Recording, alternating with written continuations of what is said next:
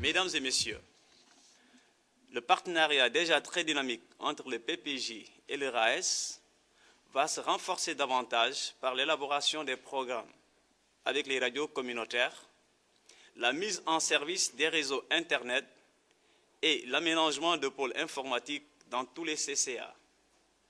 Au nom de M. Moïse Yao, directeur du projet Promotion des jeunes, qui vous renouvelle son engagement constant à œuvrer dans le cadre du renforcement de ce partenariat fécond, je déclare ouvert l'atelier de formation de pères éducateurs sur les techniques d'utilisation des supports audio et d'animation du site web du PPJ. Je vous remercie de votre aimable attention. Merci. C'est une formation qui nous a beaucoup donné d'arguments par rapport, je dirais, à la vie en général.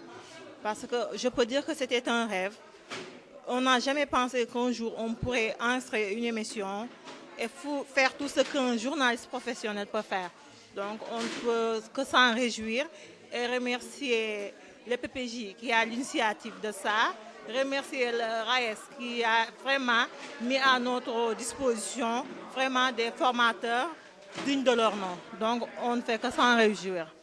Je suis tellement content de participer à cette formation qui nous a donné beaucoup de choses sur l'audiovisuel. Et vraiment, nous sommes tellement satisfaits de cette formation qui va nous aider dans l'avenir, de bien continuer dans cette logique de sensibiliser tous nos pères, éducateurs. Merci. Ce projet a permis aux jeunes d'avoir la chance d'avoir assez d'outils pour pouvoir conduire une émission radiophonique.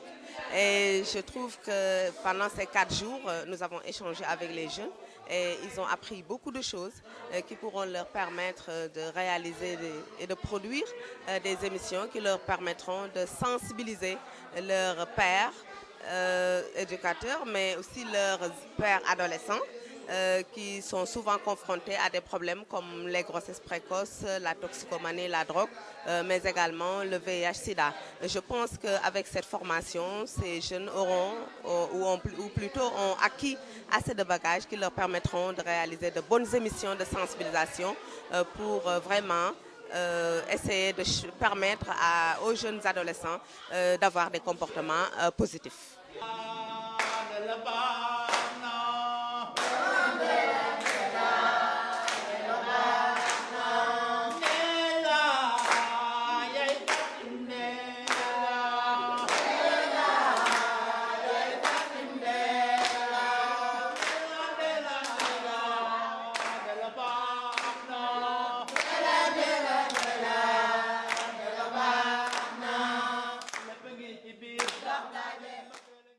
En tant que jeunes pères éducateurs, s'ils ont aujourd'hui l'occasion d'utiliser la radio pour vulgariser leur message, vraiment c'est quelque chose de très important.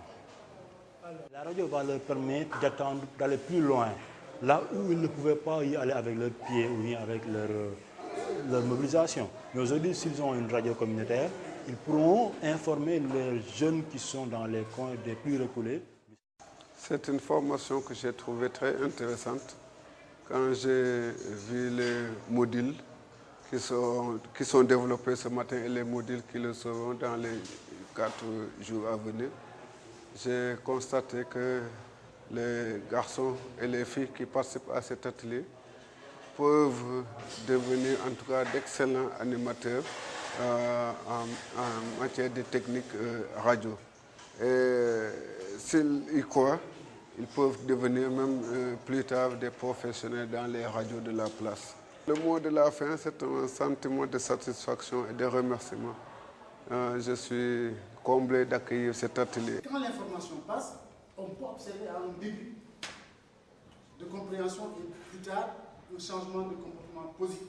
Bon, nous sommes là depuis 5 jours, au terme desquels nous avons procédé à l'enregistrement de 3 émissions. Mes impressions, c'est que j'ai trouvé sur place des jeunes très engagés, des jeunes qui avaient envie de savoir et donc de jeunes pères qui n'ont ménagé aucun effort pour réussir leur projet. Chacun faisait de ce projet-là un challenge personnel.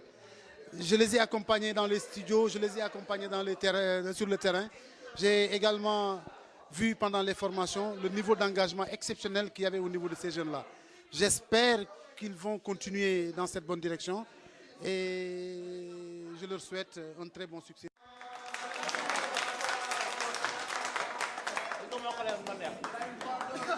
Su ma kee dina neex quoi.